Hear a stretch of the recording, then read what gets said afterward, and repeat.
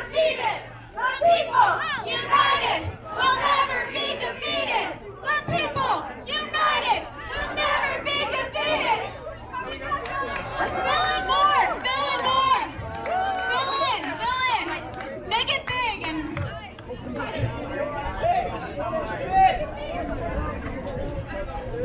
in more! More!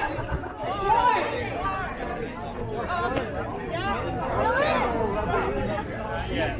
On the way back. Alright, can everyone hear? Yeah? Alright. Can everybody hear me? Yeah! Okay. Hear me, guys? That's what I thought! Okay. Oh my god, thank you so much for coming. Hi, my name is Zoe Newman.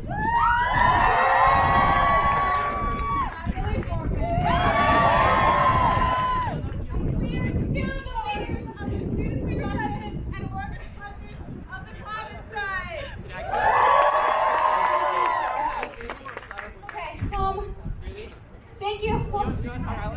First off, thank you for coming. I'm just checking. It's clearly not as big of a turnout as last time, but oh my god, thank you so much for coming because, I don't know, I mean, I don't want to say clearly our classmates don't care about this issue as much as us, but like, they're not here and we are, so yeah, thank you, like, truly thank you.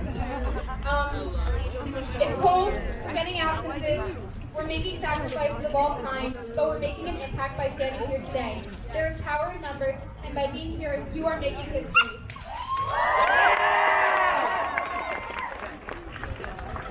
In a few moments, you'll be hearing from student speakers about issues. Gotta get back on the bike there. I'm not gonna go to the skate park, but you know. Thank you for coming.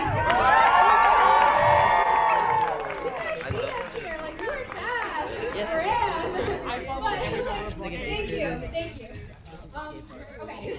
In a few moments, you'll be hearing from student speakers about issues ranging from fast fashion to climate grief. Then we'll take the 11:40 train to Newark Broad Street to join our neighbors for a larger statewide march. We can supply train tickets for those who need them, and there will be time to purchase one after this rally ends. I don't know. Here's what we know. They can hear me. Here's what we know. We limit the increase in global temperatures to less than 1.5 degrees. If we don't take action now, that goal will soon become impossible. The world now needs a 5-time increase in collective current commitment, which is ambitious but still possible if we act now. The more we wait, the less time we have, and the more drastic the solution becomes. We know that many countries are doing something, but none are doing enough. We also know that the U.S. has an extremely large influence in the future of our planet and the outside impact it has on harming it today. Our country is one of the top 4 emitters, and we're not doing anywhere near enough to let it happen. We know that we cannot stay silent. We have the opportunity to fight to save our planet for generations to come, and we have the choice to either stay silent and let other people do the fighting, or start doing it ourselves right now.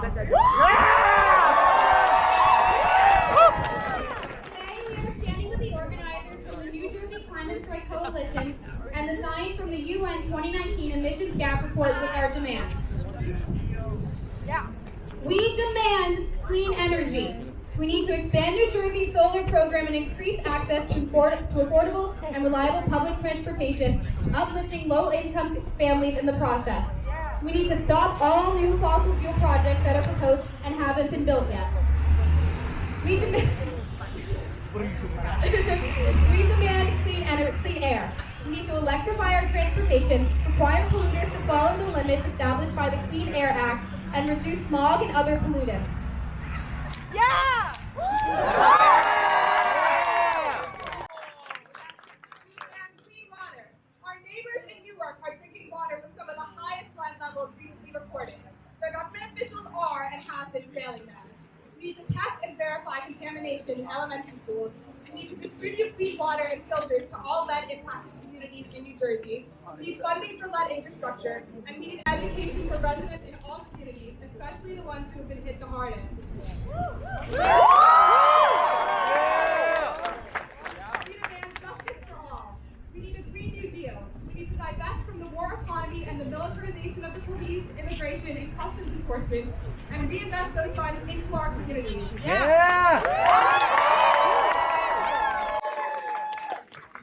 justice is justice for our neighbors in Newark drinking contaminated water. It's justice for the people of Flint who have been living under these same conditions for years.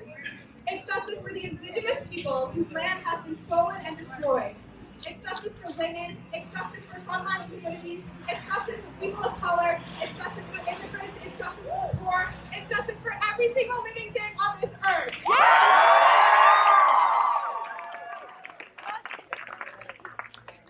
Marching in September was our first step. Marching today is another. Come to our teach-in tonight at the Woodland starting at 6 p.m. We'll learn about how to combat the climate crisis from students, teachers, and other climate justice experts. Attend a Students for Justice or Environmental Club meeting to learn about what else you can do.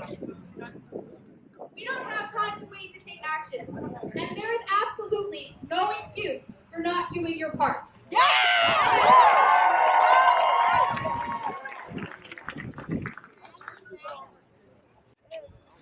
Hello, everybody. My name is Hudson, and I'd just like to say this day is an incredibly special day. Today marks the beginning of a new chapter in our local fight against climate change. In recent years, activism in MAPSO has become somewhat of a feedback loop, right?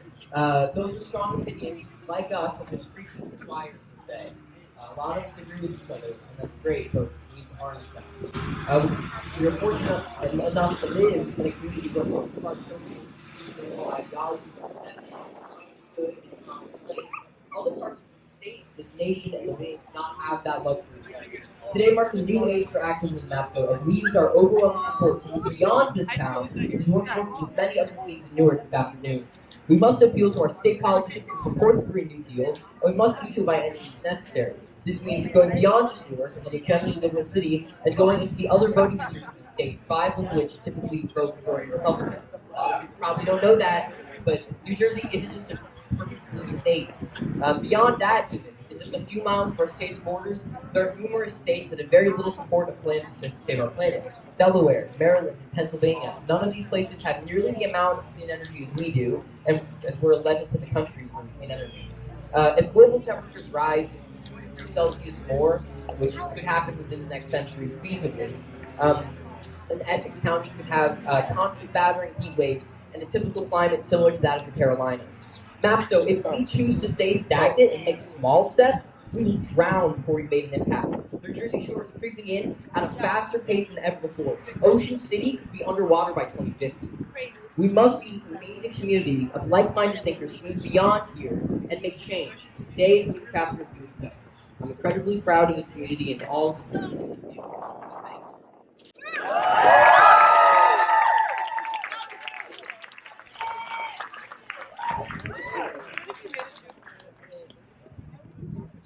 Hello, my name is Angelica. I believe in you! Some sources say that we have only 40 years left to fix the climate crisis. Others say we have as little as 18 months before it becomes universal. Whatever estimate is right, and when the temperature is enough to be fatal to the planet, we don't have enough time. Even if humanity can survive until 2060 without doing anything to fix climate change, the youth of today will not be old enough to have reached the American life expectancy of 78 years old. We deserve a chance to live a normal life, and for the children who will inherit an earth whose environment will not kill them. The worst part of the situation is that, to a large extent, it's not our fault. We can't necessarily single planet control the action of our We don't have any control over the problem our government creates. We can't even make a choice to have more environmentally friendly systems. And yet it is young people who are first burn, these lives, soon rapid. Everyone deserves a chance to have hope for the future. We should all be able to have the opportunity to use nature, feel safe about our well-being, and accept the passage of time without fear. We should truly care about our present and future life, and the best thing to do that is speak out for ourselves.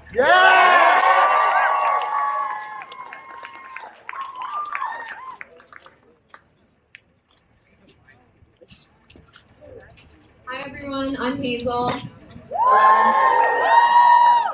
Before I get started, I just want to thank all of you for being here. It's so empowering to see so many of us striking today. But the action we're taking today is powerful. But I'm going to talk about 2 ways to continue the fight against climate change beyond today's protests. The fast fashion industry, which includes brands like Urban Outfitters, produces about 1 billion garments annually. Of the 40 million people who work in this industry, about 85% are women. Mental, physical, and sexual abuse are common in the fast fashion industry. And in addition to women, many of the people suffering under inhumane working conditions in the fast fashion industry are children. Most workers do not earn a viable living wage. On top of that, the fast fashion industry is responsible for about 5% of the world's carbon emissions, which is more than air travel and international shipping.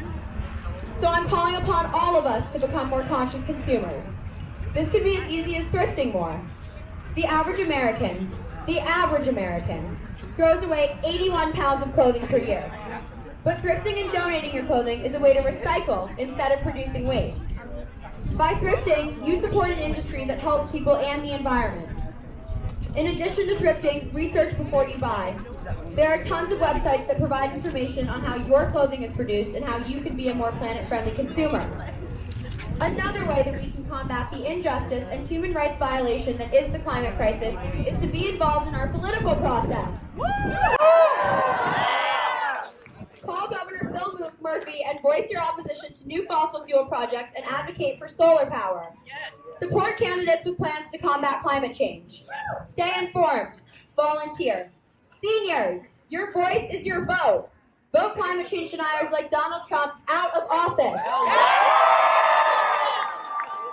This is not just a movement for climate justice. Climate justice is a women's rights issue. Climate justice is a civil rights issue. Climate justice is a human rights issue. And our generation has the power to fight for justice for all.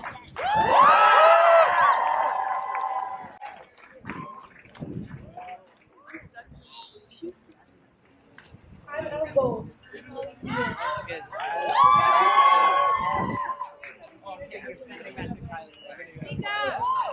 First is that we are scared for our future. We are so fearful of the forest fires, hurricanes, and rising waters that are direct effects of the climate crisis. We are terrified of what our homes will look like in just a few decades. It seems so unfair that we have been left with the responsibility of doing our best to slow down the ever-heating global warming. The end times are coming. Ignorance and bigotry ensure that for the rest of our lives we will be fighting. We are fighting for the future generations. We are fighting for beauty in nature. We see the trees. We are fighting for the earth within Venus. Recent studies say that Venus, the planet above, may have once had surface water before it was vaporized by the runaway greenhouse effect. Now Venus is 96.5% carbon dioxide. Nothing can live on it. There's so much to be afraid of and so much to fight for. For me, whenever I think of the most important reason I'm here, I think of a town called Rockford, Massachusetts. Rockford is a forested beach town 40 miles from Boston. Business Insider says that 1 in 6 homes could be underwater in Boston in the next 80 years. Rockford is right on the coast. What about room for it? Someone needs to build an ark because New Orleans and Miami are all building going on. And still, most do not acknowledge it. Most of these deniers lie behind before they have to deal with the rising temperatures and floods, but many of them will still be alive.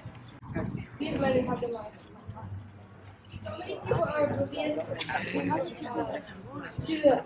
to this problem. For example, a 7th grader in a few of my classes told me that he didn't believe climate change was caused by people.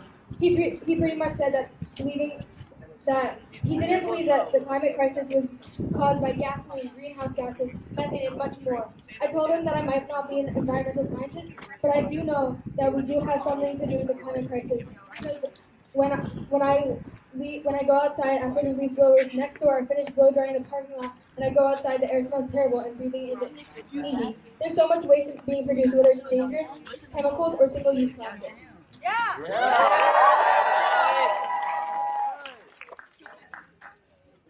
As most of you know, by 2030 there will be more plastic in the ocean than fish. That is only 10 years. We have been betrayed by greedy corporations in past generations that have refused to look climate change in the face.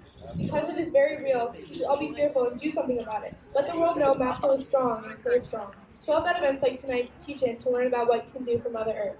We owe it!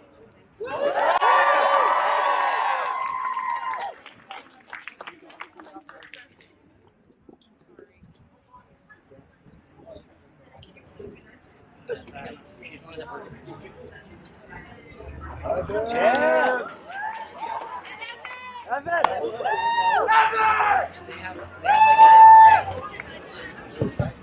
I'm gonna, okay, oh. Hi. Okay, like that. Oh, okay. Hi, I'm the author. Hey, I'm a senior and I kind of chose the downer of the topic. I want to talk about grief.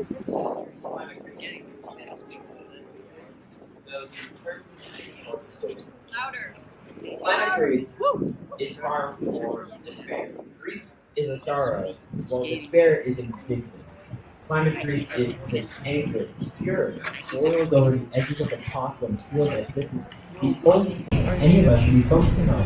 Why are we still discussing what is to be true development? Climate grief is doubly cruel. It's this feeling, this state of mind, where you know what the issue is, we all do here. You know the severity of it. And you know how urgent it all is, and the world doesn't seem reflective with how My dad just said, you give probably still have that manifest on the Facebook. You have politicians talking enough about climate crisis, how great they really can't going through. You have troops on television discussing the best way to dress up a tree for an hour on television while the planet is dying. One second, Earth, right? You said that, but I guess you didn't tell me. You good politicians, Bill Nye? How isolating can it be for all that you recognize, and for all that everyone seems to recognize that nothing gets done, nothing changes?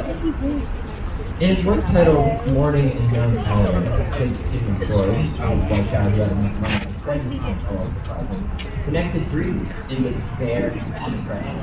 While grief is sobering, I'll say from experience that depression involves transforming.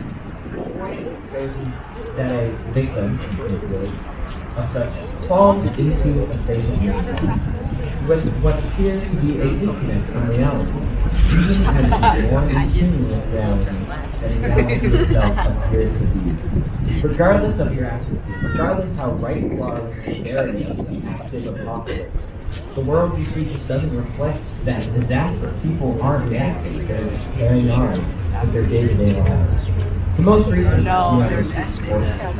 not the most recent, current society will collapse as we know it by 2040 and accelerated figure from every past week as it continues to get worse. It's impending doom, a sense of ineffable certainty that guarantees not enough living. What are we even fighting for? We're approaching climate apocalypse, a visible end to the planet as we know it.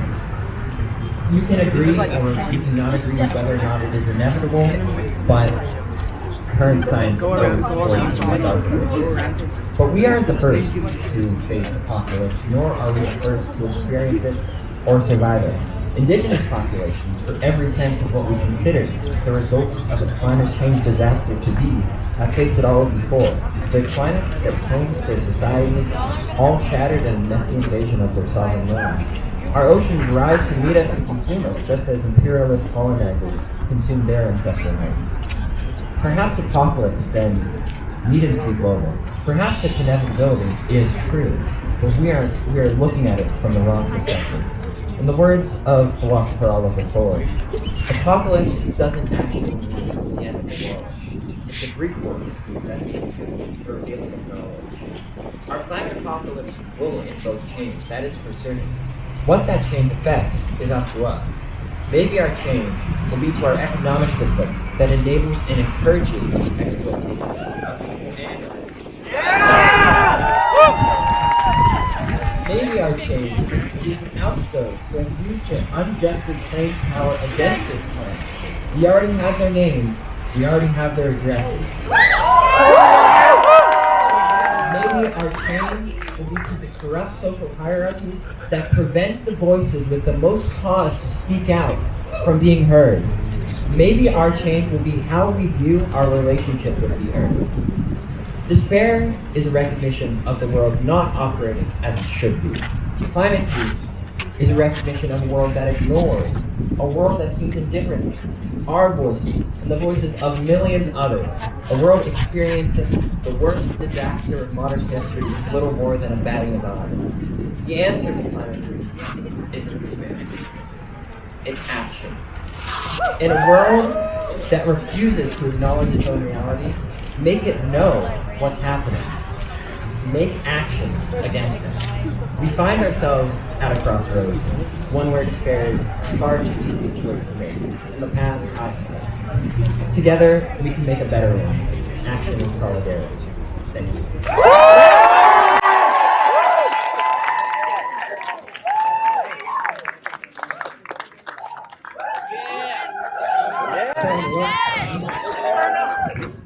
So I didn't prepare a speech. I didn't know I was speaking until a few minutes ago, but I'm just going to stream of consciousness and the world powers of people. Anyway, right now, today, the people of Chile, the indigenous people of Chile, are marching against neoliberal reforms that threaten their sovereign land and threaten the planet they walk on. The people of Bolivia, the indigenous people of Bolivia, are marching in the streets to fight the neoliberal military coup backed by the United States, which hopes to take the resources of the people and use them for the same multinational corporations to continue to pollute our earth every day. The people of Paris are marching against the neoliberal reforms of Emmanuel Macron. What I mean to say by mentioning all of these movements is that we are part of something greater than we think we are part of. We are part of a mass global movement that is tired of neoliberal, language bullshit, that is tired of inaction by the capitalist cronies that we have that are put in office in order to protect the property rights of the rich. We are creating a movement built on solidarity rather than disconnection. We will not blame members of the working class for their contributions to the climate crisis. Rather, we will build solidarity in order to create action against the ruling class.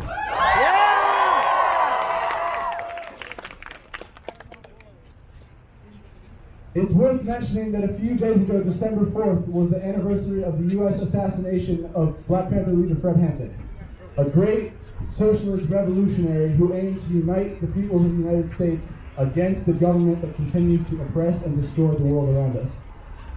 In the spirit of that solidarity that he meant to create, let us continue that tradition and work to unite each other. Again, stream of consciousness, trying to figure it out as I go along. Trying to unite each other against the global capitalist system that continues to kill black and brown people, kill indigenous people, kill working class people, and keep...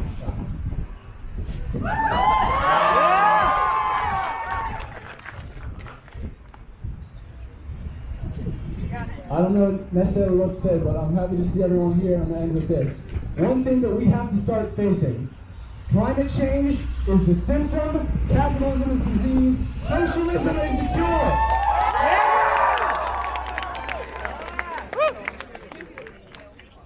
Everybody, I'm Jackson Magdance. So, I want to look back for a second. I'm going to tell a story to start this out. If you know me, you know I grew up in North Carolina. I lived in the woods my entire life. Behind my house, there was a creek. Now, this creek, every summer, it goes down a little bit, but that's okay. It's North Carolina summer. It's 100 degrees every day. Pretty cool. But as I grew older, I noticed each summer, the water level would go down even more. It got even hotter. And now, it's like droughts. They happen. But if the water goes down, where are the animals going to get their water? We are screwing this planet up. We have screwed it up so bad. And we're not the only ones on it. We share it with every animal on Earth. Raccoons, possum, everything, deer. Who is going to tell them that we screwed up their planet? That soon they won't have anywhere to drink water. Soon they can't even breathe the air we breathe. Who is going to tell them? Yeah! That's just something I'm really passionate about. So, that's all I had to say, really. I want to join in a chant. Come on. Yeah. Let's sing, what about the animals? What about the animals? What about the animals? What about the animals? What about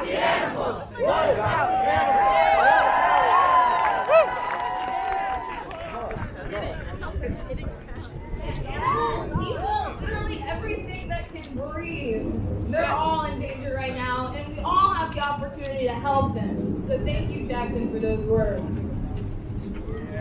You know, I saw stoic faces before, and I was that's a good face because that means you guys are learning and you're really taking in. I also see smiles now because that's energy, and just the beauty of being able to change our emotions constantly and absorb this information. That's the energy that we need.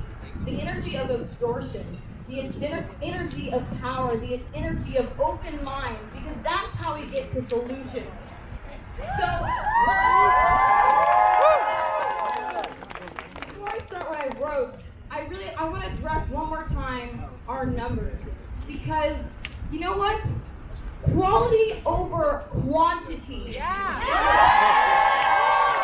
You guys are here for the second time or the first time because you know what we're here to do, and you're here to do it with us. And that's so important. And having that energy, the energy of the actual power, the motivation, the determination to find a solution to this problem, all of you are doing your part right now. So feel good about it. Feel good about it. It's powerful. The energy we have is powerful and very important. Which brings us to such an important question. Why are we striking again? A question that I bet many of you have asked yourselves. I should have. Many people probably ask this question being skeptical. I'm sure many people ask that at school, and that's why they're still there. But many of you possibly may have also known that this is important over here, but still not been able to fully understand the question of why. So why don't we try to answer it? First, let's look at the positive things, because there are positive, especially looking from our last strike to this one. Because striking should give us hope, because activism works. Activism works. I can tell you about the most famous movements of MLK or Gandhi, which are definitely interesting and you should totally know about them. But also I can tell you about the successes from just this September. Around 4 million people striked. This is September 20th. 4 million across the world. That's really awesome, guys. We can still use more though, but it's cold, so I get it. But among them were 1,000 Amazon workers. 1,000 Amazon workers in Oregon who were striked and linked their walkout to specific demands for Amazon to meet emission goals that align with accepted science and divest itself in business. So, guess what? After their strike, Amazon listened. Amazon actually listened and met almost all the demands of the strikers. You know what else? Italy listened. And now, climate education is mandatory in public schools in Italy.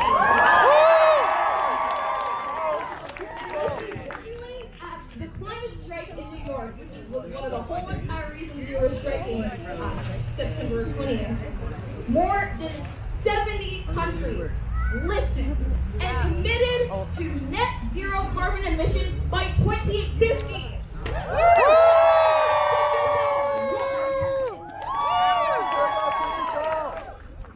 Unfortunately, not everyone listened, and we know that. We've heard that much from our previous speeches, specifically regarding the climate summit that we stuck, in which we struck.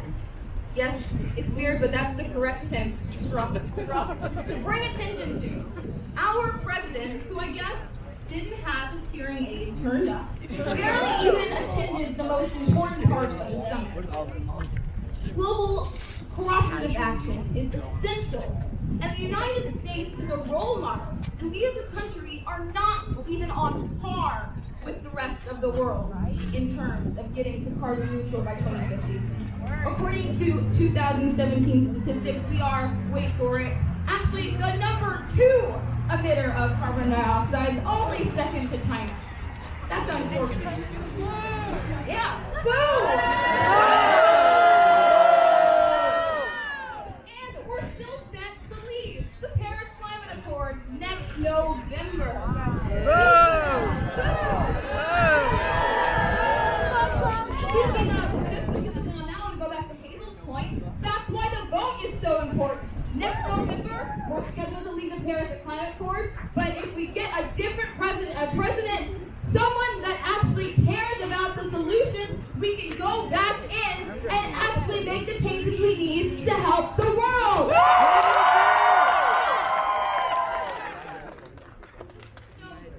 as long as problems are persistent, we must keep standing. We must keep fighting for a better world. Stand up, fight back. Politicians don't listen until we make them listen. Some of them heard us last time and acted, but there are lots who still have to open their ears. So let's make them listen. And that's why we're here. That's what we're here to do. We're here to make our voices heard. To show politicians and the people in this community that this is not business as usual. This cannot be business as usual, because if we keep acting like it's business as usual, when will we get the solutions? The solutions that we need to save this world. We're here to show that we will not be silent. This is why we're doing it again. We will not be silent until our problems are eliminated. We're here to hold politicians accountable and to ensure that our demands are met. Currently, the UN Climate Action Summit, the UN Climate Action Summit in September brought attention to the problem. That's what the purpose of it was for. And the COP25, the 25th Conference of Parties, is focusing on implementing solutions. And that's happening right at this moment in Madrid, Spain. And this is the important part, the action part, the part of actually implementing the solution. So today, the COP25 is the fourth day of conference. And literally, as I speak, guys, the U.S. Climate Action Center is kicking off in Madrid, Spain. This is actually a good thing, because even though we're still set to withdraw from the Paris Climate Accord, over 303,800 signatories in all 50 states agreed to remain committed to collaborative climate action. We're right now doing that, and that's good, that's great, and that also means our presence here is even more important, because it's us that holds them accountable. We have allies all around the world, just as Ben was saying. In addition to the national and global climate strike, where unions are striking against public transportation, the people in Hong Kong are fighting for democracy, the people in China and Colombia and all the other places that are fed up with injustice. Our world is shaking with energy of our movement. So how could we possibly not be striking? With all this energy and power, we are on the right side of history. You are on the right side of history. The right side of humanity. Are strong. Our numbers are the quality of our numbers are important. They're our voices. Our presence is our voice. And this is why we must make sure that we are seen. This is why we are here. This is why we are calling to all the people in this town and everyone who can hear us to see us. This is why we're wearing red, because our planet is still on fire. And most importantly, our voices are our voice, and we will be heard. Now, has everyone seen Horton Hears a Who? Yes. Oh yeah. You guys know the story. Classic story. Elephant finds a clover. No one, and here's the voice, no one believes him. Crazy kangaroo tries to burn clover. And Page Elephant and the people on the clover make so much noise that everyone hears them, and happily ever after. Well, right now we are on a clover. And there's a great number of Hortons, like Amazon and Italy. But there are also a great number of kangaroos who are unconsciously and consciously throwing us constantly into fire. This strike is our call. This strike is our noise. And we need to keep yelling just as the Who's did. Does anyone know what they yelled? We are here. We are here. So say it like the Who's. Because just like the Who's, until every life in danger, we have to call. Because until climate crisis ends. So let's start calling now.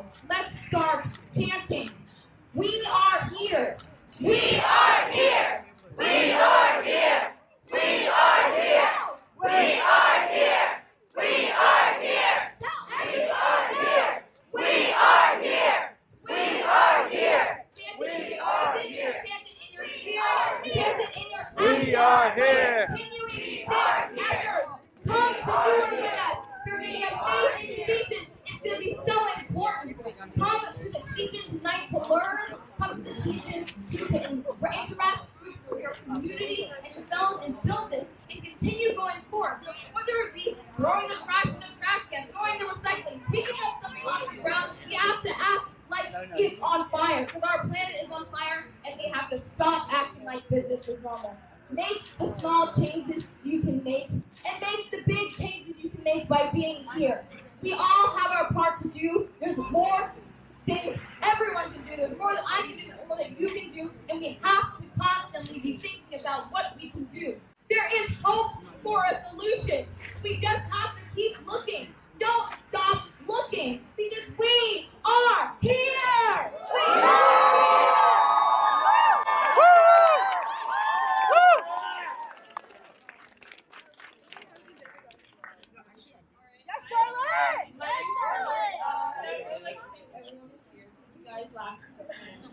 And I just really want to thank you all for walking out today and commend all of us for skipping whatever we did to be here right now, whether it was a task or just a normal lesson. I know it's a lot for us to miss. So the importance of walking out is that if we will refuse to carry on our everyday lives until the changes we need to make as humans to protect all other living things are made. I believe that we all understand the importance and implications of this issue, which is why we are here today. We all have different reasons for being here, different experiences in our lives which made us feel so passionate and strongly about conserving nature and saving our planet from our selfish species. I would like to thank everyone, even more than last time, for sticking with this movement. It's so incredibly important that we continue to strike until our demands are met. We must come back, strike again, and stand in solidarity with the global movement to demonstrate that what we are demanding is serious enough that we will continue skipping school and missing whatever we miss to come and stand up for what we believe in. We are the generation that matters. We are the generation that must make a change. And with that, we carry the great responsibility of forcing the hands of those in office until their decisions reflect the wants and needs of not only the privileged, but of also the oppressed and the voiceless.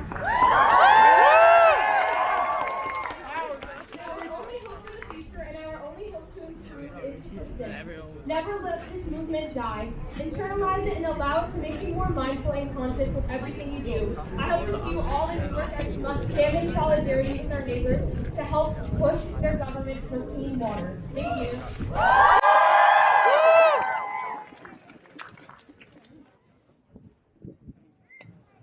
Good morning, MAPSO!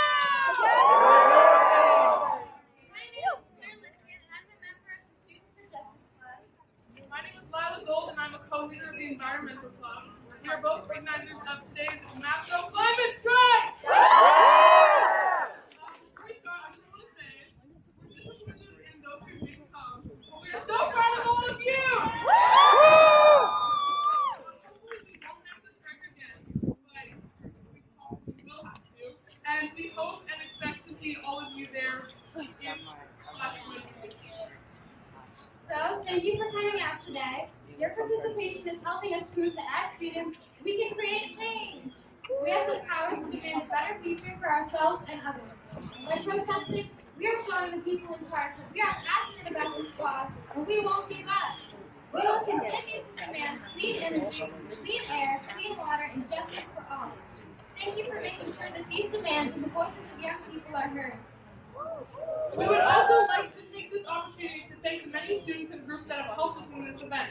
Thank you to all of our student speakers, Hudson, Hazel, Ellie, Ben, Jackson, Evan, Jordan, Charlotte, Angelica.